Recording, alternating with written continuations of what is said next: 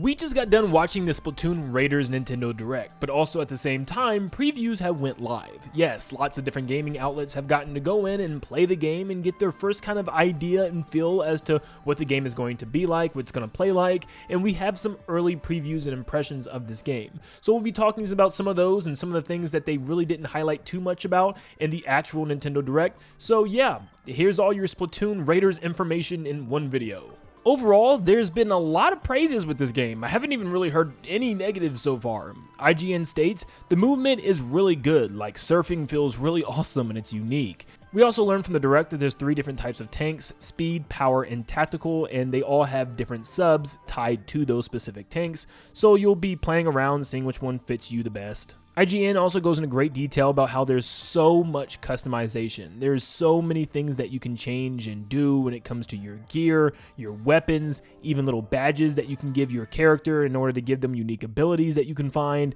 There's a lot to this, so if you're losing a lot, you can easily just go back to home base, put a whole bunch of other things together because you also keep your experience even if you lose. So there's always something you can upgrade and change and craft, whether it's your character themselves or their weapons. They also say that you can read a lot of lore about the Salmonid at the base, and I've seen in the actual treehouse right after this recent Direct, they showed a scene where the person actually was able to find a sunken scroll in a box hidden away. So there seems to be secret areas that you can find, and even the scrolls returning, which does give us some juicy lore. So yeah, for us lore fans, we're going to be eating pretty good.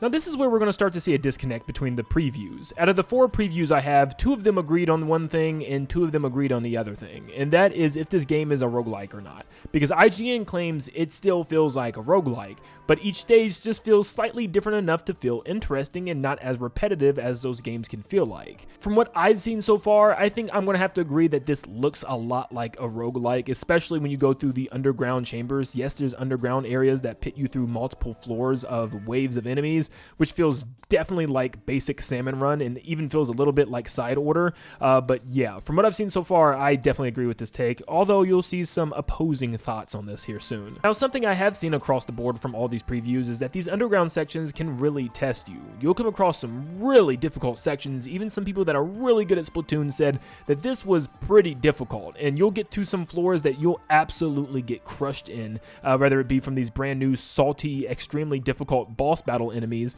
or just giant waves attacking you all at once. But IGN states that this is absolutely a good thing. I think so as well. Nothing would be worse than just mowing through this game, fighting hordes of enemies that don't even pose a challenge. So this is awesome. Also, co-op is a blast, and you can even play with randoms online that we learned about in the Nintendo Direct, which is awesome. But this is something that you don't get to do indefinitely. Eventually, you'll run out of uses in order to call for help online, and you'll have to just play alone, which I thought was kind of strange. Like, you can only play online a certain amount of times until you run out of uses and have to wait for them to recharge, but it is what it is.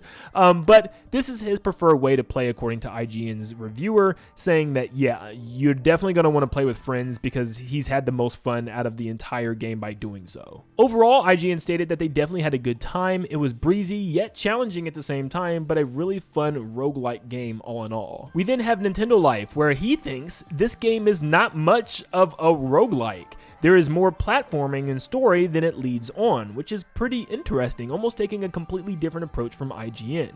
He states that the customization is really good, from the weapons, the ink tank, the subs, even the special skills. There's a lot here, but he does hope that there's more variety and lots of missions. Nintendo Life states that it feels like it might be short, but who knows. They went around 10 hours of gameplay, but they don't know how long this game is going to last and how its legs are going to look.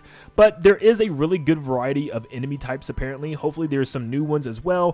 Which we have seen in the Nintendo Direct. There are some new ones, like there's ones that are like bombs that blow up and ones that shoot like gas mist all over their, counterparts, so that way they're undefeatable. But yeah, there's a lot of variety apparently in enemies, which is great to hear. Nintendo Life also brings up, this feels like a good place for people that maybe aren't big on Splatoon in its series as a whole yet. Maybe this is a good starting ground to learn about Splatoon, its controls, its weapons and stuff, so that way you're not playing against super sweaty Splatoon players, and I can see that, because Splatoon players can definitely get there. I mean, I was there myself. But yes, but there's also lots of difficulty options. Don't let this scare you into thinking that this is going to be a very easy game. Nope, you can actually make it a lot harder for yourself, as there are harder versions of levels that you complete, which do give you a little bit more rewards with that. And they also bring up don't worry about failing, because once you fail and go back and change your gear up with new equipment, it feels very rewarding to go back and then complete the level now with your new equipment.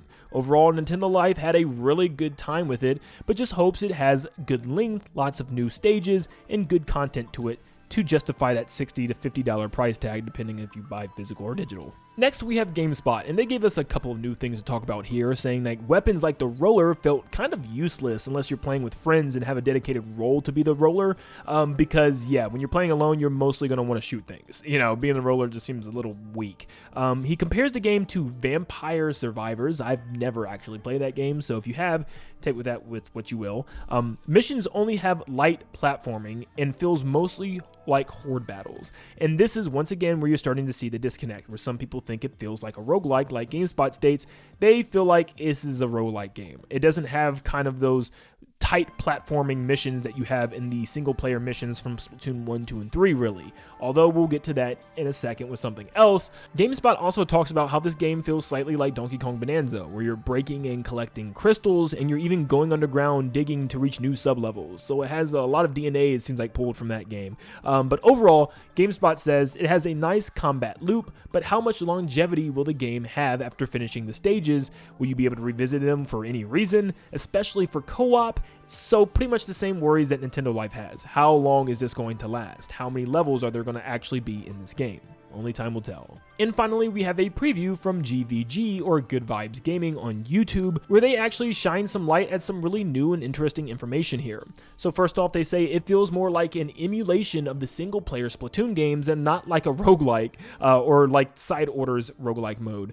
Once again, conflicting answers here. Some people feel like this is a roguelike, some people think no, it's not. But they state there are actual puzzle missions with pre-made loadouts that feel a lot like single-player missions we are used to in the main games. Now, this is something that not really any previewer has brought up. It was in the Nintendo Direct briefly, but yeah, there seems to be dedicated rooms where you have a pre-made loadout that they give you and you have to complete the puzzle while also fighting Salmonid, but more in maybe platforming sections or sections that look like they're made to not just be rooms full of hordes of enemies. You actually have to think and solve solutions, which I think is awesome. Like they showed us one where you don't even have a weapon, you have to get through this maze and collect everything just on your own, bare bones. I think that stuff is really cool, and we really haven't seen much of it, but thanks to GVG, we do know that there actually seems to be a good chunk of these in the game. So yeah, that's awesome. I'm actually really looking forward to that, probably the most, because that's what I wanted the most out of these. Now, their answer kind of combines what we've heard from different sources, where they're like, it kind of feels like a mixture of some roguelike ideas and also the single player. So kind of like a mixture of single player missions and Salmon Run from across the series, which is pretty unique. They say the underground sections feel just like the caves from Pikmin 2 and Pikmin 4, which that's exactly the vibes I gathered from them. And these things can go deep. There was even one section of the Direct that showed us going to floor 23.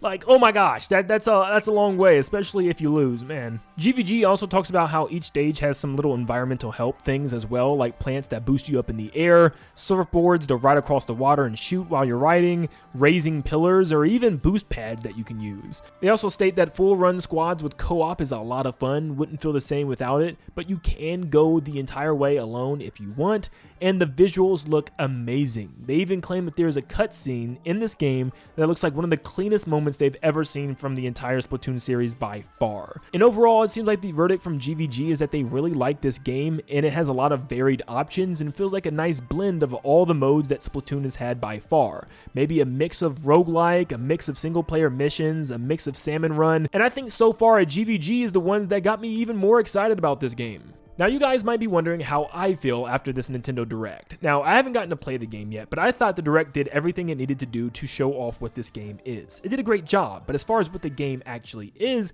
I'm still a little indecisive. I think this game looks fun, but as someone who was never a big fan of roguelikes, including Side Order's DLC, or a big fan of Salmon Run's game mode, I'm still trying to see how this is going to pan out, at least for me.